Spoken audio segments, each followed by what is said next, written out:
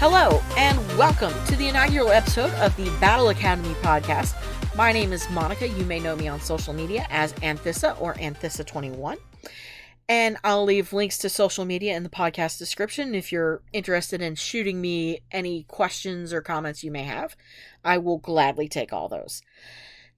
This episode, this is the very first episode, is basically going to be a bit of a story time about why I wanted to do this and why I think this might be a good resource for the community, and basically me saying, hey, here's how I want to give back and everything, because the community's been pretty cool and I just kind of wanted to bring something and add a little something more. One thing I was told by a lot of other content creators is there's plenty of room for everything, and you find a niche, people will come. And that's true of whatever kind of content you want to create for this. So, Pokemon Go content creators, if you're listening to this, I appreciate you. You guys are awesome. Thank you. And even if you're not a content creator, thank you for checking this out. I appreciate it. It means a lot to me. Alright, so the first half of the episode is basically going to be, here's why I did this and what I want to achieve with it. Second half of the episode, I'm going to just basically touch on some basics of PvP, basically why it's different from other forms of battling in Pokemon Go, and a basic conversation about the type effectiveness chart. I do want to go into an actual in-depth on the type effectiveness chart, but I'm going to save that for the very next episode. The reason being is I think the type effectiveness chart is probably one of the most important resources that you can have in Pokemon Go. In PvP, anyway. I also believe that of the tools you're going to use to improve your Pokemon and pick your Pokemon for battle, that type effectiveness chart is going to matter more than Stardust, than IVs. I mean, you can have good Stardust, you can have the perfectly built PvP Pokemon. But if you don't know about type effectiveness, you may put them up against the wrong Pokemon, and then it's going to be all over. So, yeah, that's basically what I want to cover in this episode. I don't see the first episode being long. So, let's get started then, shall we? I think we shall. I am an absolute mega dork, okay? This is gonna get a little weird, and if I'm being a little weird, shoot me an email. I am open to constructive criticism. That's non-issue right there. So, you know who I am.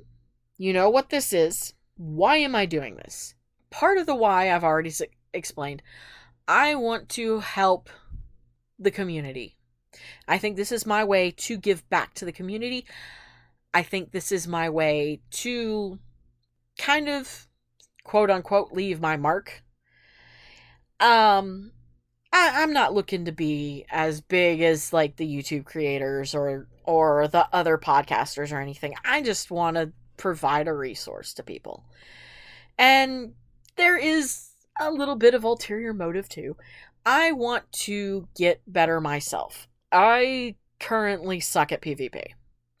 I'm going to be honest there. I have reached rival rank at Silpharina, but that's kind of still on the bottom rungs of the ladder.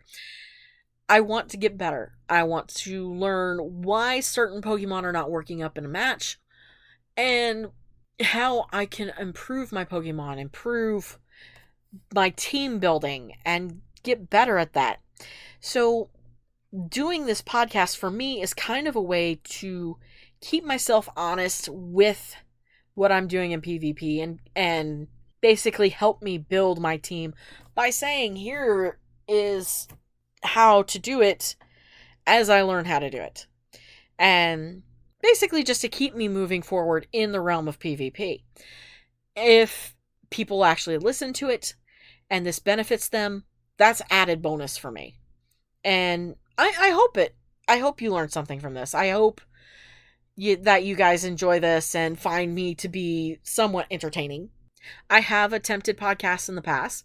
I have attempted the news format of okay, here's what's going on with GoHub. Here's the next raids that's coming up. Here's who they say the best counters for those raids are.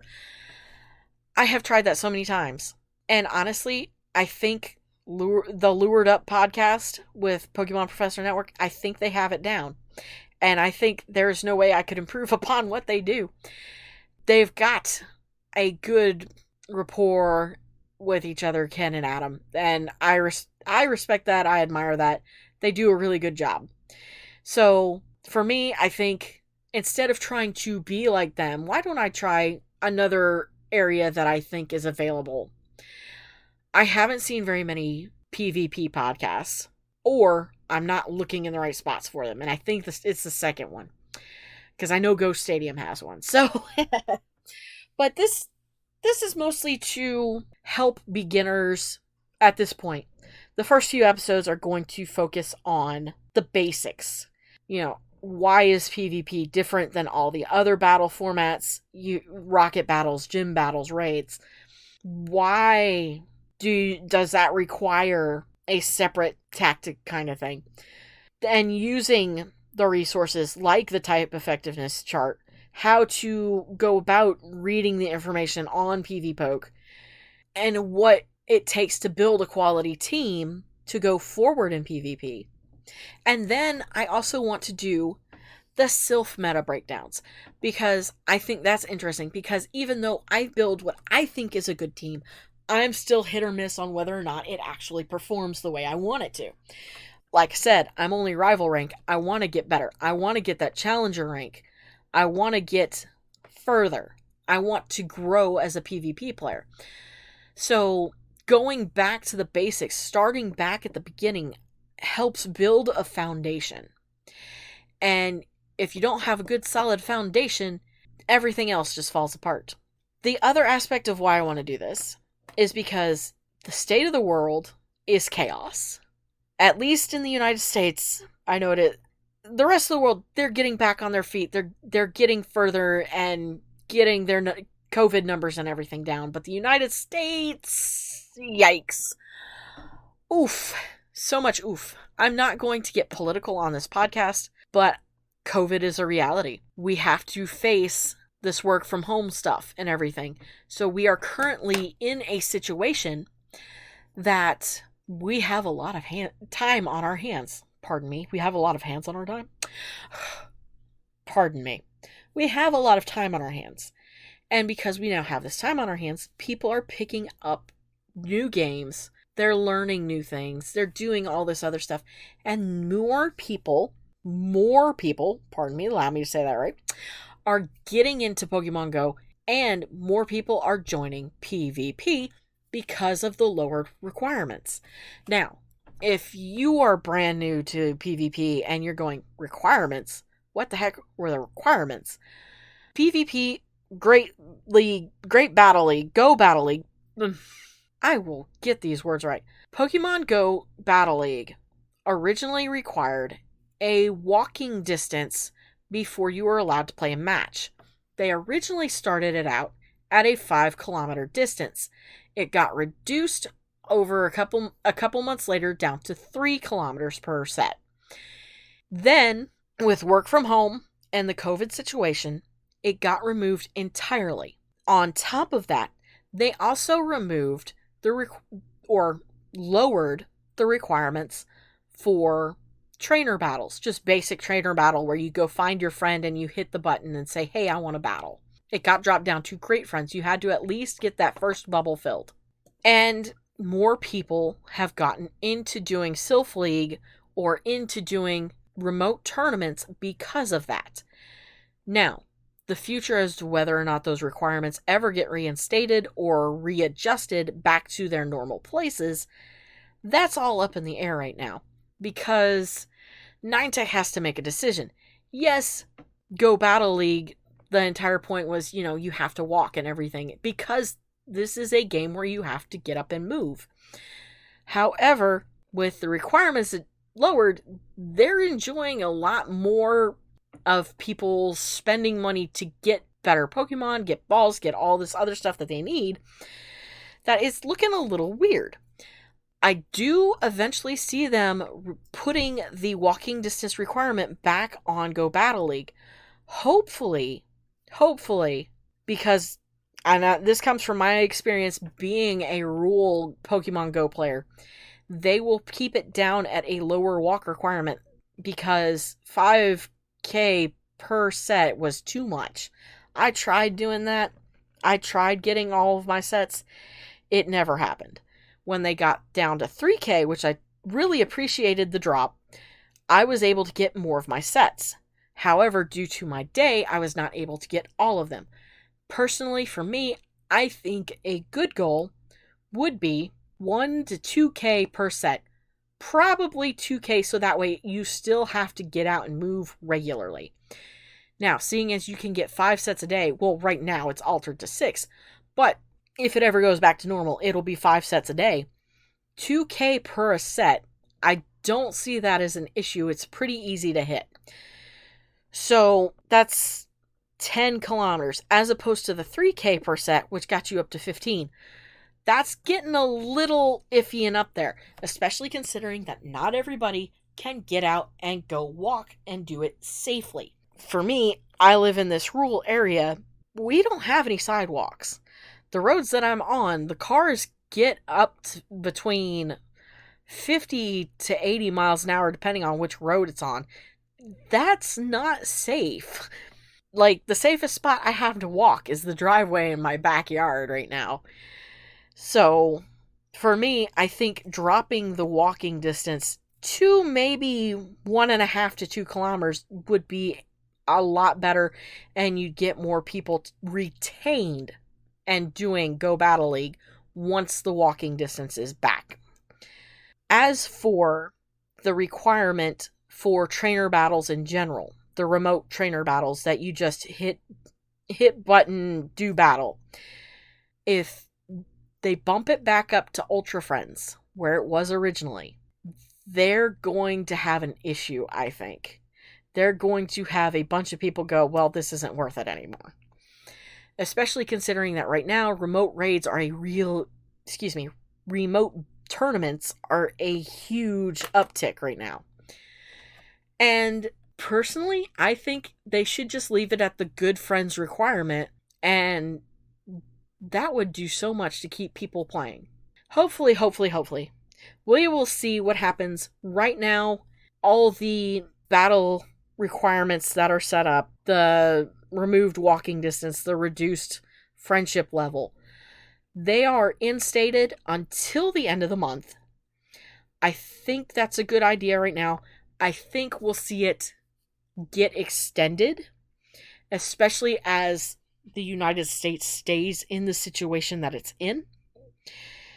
And with these lowered requirements, we're going to have more people getting into PvP and Go Battle League, Sylph Arena, remote tournaments through whatever format you do it through.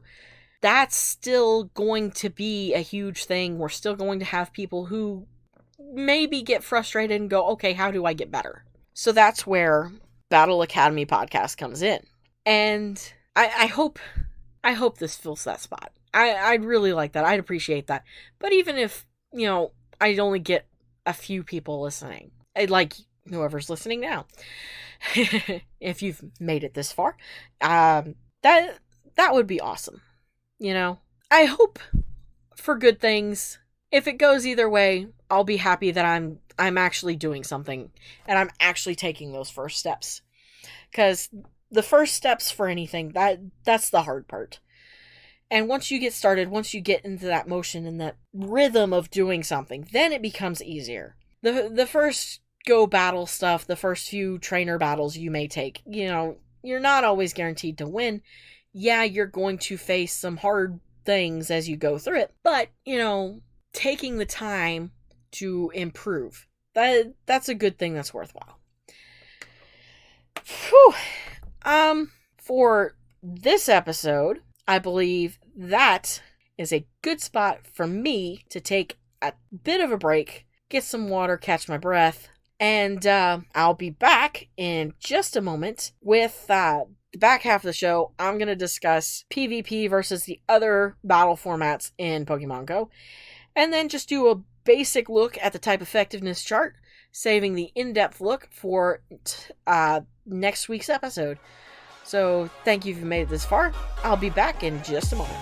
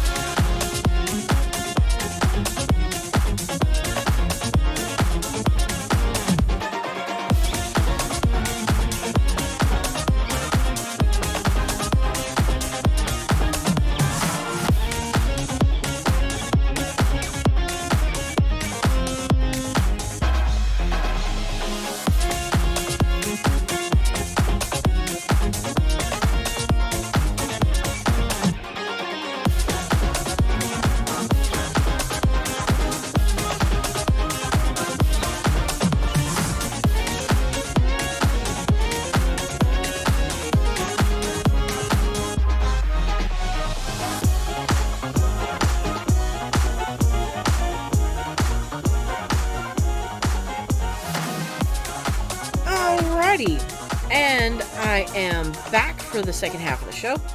And basically, we're just going to start with basics.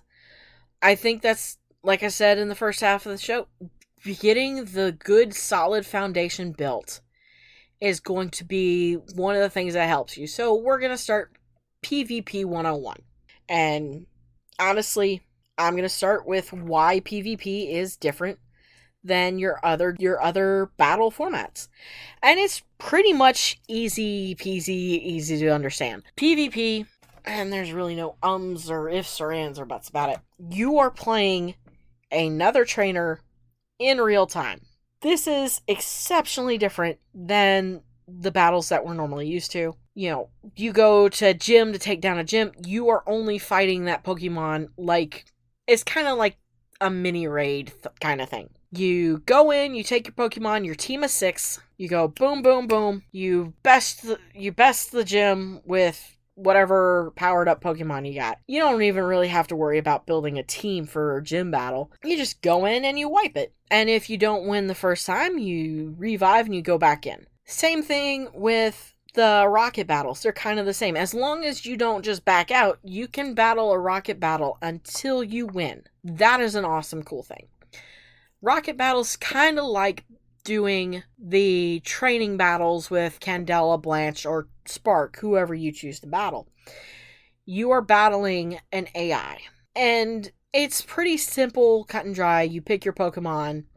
Now, the trainer battles with the leaders and the rocket battles, they're a little more like PvP, but they're still not PvP. Raiding, whole other beast.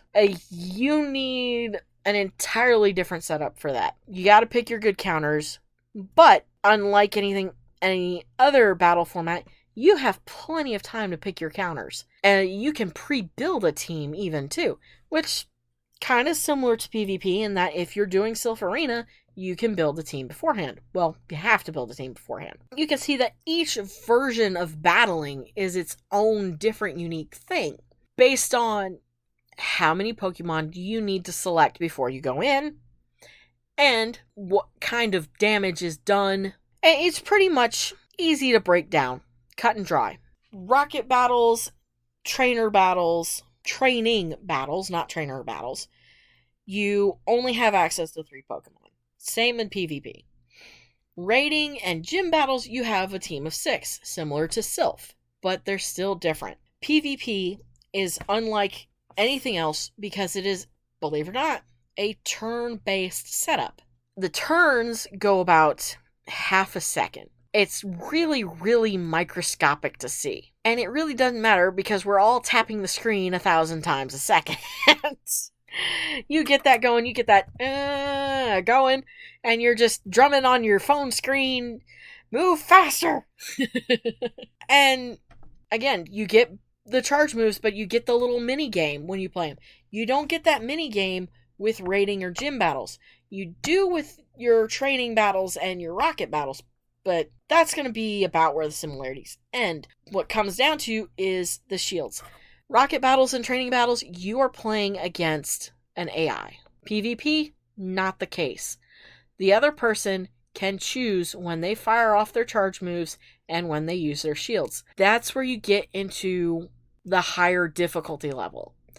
Yeah, the rocket leaders are hard to fight and everything, but it's nothing like another real person on the other side of the phone who's called your bluff on your shield bait and comes back and pops you. Basically, where shielding is concerned, that's the big difference, I think, between PvP and everything else.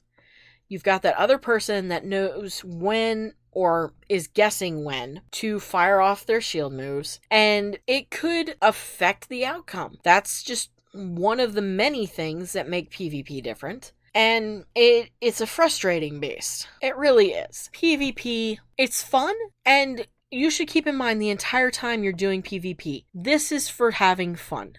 If you ever get frustrated or upset at any point and you feel overwhelmed or you feel like you are 2 seconds from throwing your phone against the wall, it is perfectly 100% okay to back out and walk away. You don't have to do the PvP if it's agitating and frustrating you. You can always go work on something else. If catching Pokemon relaxes you, back out of the battles and just stick to the Pokemon for a bit. Don't ever let PvP become something that stresses you out to the point where you are about to just blow. Because then it's no longer enjoyable, and then you're no longer having fun. And the whole point of a game is to have fun, to enjoy what you're doing. And I think that's a really, really big lesson to keep in mind. People on social media have been talking about this for a while, saying that, yeah, this is getting frustrating. I'm taking a break. And you know what? That's perfectly okay. You are not less of a Pokemon Go player for taking a break from Battle League. You're not. You're not less of a Pokemon Go player from taking time for Pokemon Go. You just need some time to get your head together and maybe just de-stress for a little bit, and that's perfectly fine. And that's definitely one lesson that needs to be written down, kept in mind as you go forward. If you ever become overly stressed about it, take a break and breathe. It's perfectly okay. So that's a very, very jumbled look at PvP. I know I didn't do that well. I will probably re-go over this as we move forward. Basically, PvP is different from all other forms of battling because you have another person on the other side who is guessing your moves. Every other form of battling in Pokemon Go is based on computer AI. But PvP, that real trainer versus trainer interaction, that's what makes it really kind of exciting, at least for me anyway, because now you're basically playing a different kind of chess game where you have to think about your moves. When is the right time to fire the charge move? When is the right time to shield? When is the right time to switch? And that is what makes it competitive and exciting, is you make the right switch at the right time, and it could be what sets you up for the beautiful win. Or you could fall for that one bit of shield bait and, it's all over but the crying. And that's kind of what makes the competitive aspect fun. I know not everybody's in for competition and stuff like that, but for those of us that are, that's what it is. If I make the right move, yes. If I don't, oof, oh well. And what makes the best battlers, I think, is accepting a loss, learning from the loss, and moving forward and trying again. That's what's going to take you further than anything. So with that, we're going to talk about the type effectiveness. Type effectiveness is basically the rock, paper, scissors mechanic that holds Pokemon of all kinds together. It works in the TCG, it works in Pokemon Go, it works in the video games. And it's all pretty much the same. Water beats fire, fire beats grass, grass beats water. That is the core of how Pokemon Go works. And type effectiveness is knowing when to throw rock versus paper or scissors versus rock. How do you approach this complex version of rock, paper, scissors. Because Pokemon Go, with the multiple typings and everything on Pokemon period, you're not really playing rock, paper, scissors so much as you're playing rock, paper, scissors, lizard, Spock. And if you've ever heard of that, I hope you get that reference. But yeah, it gets a bit complex when you actually look at the type effectiveness chart, but it can be simplified. It just takes time to look at it and just kind of learn where everything fits. Now, where type effectiveness is concerned, we have the 3 types of damage. You probably are already very familiar with them. Neutral is dead center. On the weak end is not very effective. On the other end is super effective. Yes, we've all heard it. It's super effective. The thing is, though, is a lot of people don't know, because I don't think I knew, because I recently found this out myself. Type effectiveness is not just 3. It is actually 5. Because not very effective and super effective can be either 1 time or double, 2 time. And that can affect a lot of different things. And it kind of works like a little stair-step situation. Now, if you're ever interested in anything that I'm talking about, you can go check out PokemonGoHub.net. That is where I've gotten a lot of my back-to-basics information, including this information about the type effectiveness chart. So, if you look at a set of stairs, they called it a ladder. If whichever one helps you out. You look at the stairs or the ladder, in your very center, you're going to have the neutral damage. The next rung up or down is going to be 1 time super effective or 1 time not very effective. And then last rung or step is going to be 2 times super effective or 2 times not very effective. It's pretty simple to understand. Where type effectiveness gets complex is when you have multiple type Pokemon. You have the dual typings. Like, say you have Steel and Ice versus, like, I don't know, I think maybe Grass and Ghost or something, or Ghost and Flying or whatever. You have to think about how those different types are going to affect each other. You may have a type set that versus their type set, that when they attack you, one may do super effective damage versus a type, while the other does not very effective damage, and it kind of cancels out into neutral. I know it's kind of weird, and I'll get into that further when I do the in-depth on the type effectiveness chart. But, I just kind of want to go over some of the basics, and I think that's one of the kind of things to think about. If you're interested in seeing the type effectiveness chart before the next episode, you can check that out at sylph.gg. Go into the menu, and they will have a list of PvP resources. That is the other place where I'm getting a lot of my information. You can kind of look at it there and get an idea, sort of what I'm talking about. You're going to have defenders on one side and attackers on another, and it basically works like a cross chart, like a multiplication chart, sort of. You see where they match up, and you can see what kind of damage is going to be done. It's pretty easy to read, and I'll go over it in the next episode. Alright, I think that's going to do it for me for this time, for today. And next time, like I said, it's going to be a look at the type effectiveness chart, kind of break it down and get an understanding of it. And then we're going to get into some other stuff from there. I do want to do a look at IVs, because a lot of people think they're heavily important, a lot of people don't. It's kind of a weird space, and basically that's just going to be looking at why do they matter and when do they matter. Thank you for joining me. If you've made it this far, I totally appreciate it. And yeah, that's going to be it for me. You can check me out, get my information at twitter.com. You can reach me there and hit me up, send me an email. My profile is at Anthissa21. You can check out my Instagram feed at Anthissa.21 if you're interested in some of the AR photo stuff, just in case. You can DM me at either of those and I'll take a look at it, or you can shoot me an email. It's anerdblog@gmail.com, ANERDBLOG, and I'm open to constructive criticism, comments, questions. Feel free to hit me up if you're interested. If there's anything you want me to cover later on, I'd appreciate it. I appreciate all kinds of feedback. Thank you so much for joining me. I hope you have a wonderful time of day it is wherever you're at. See you next week.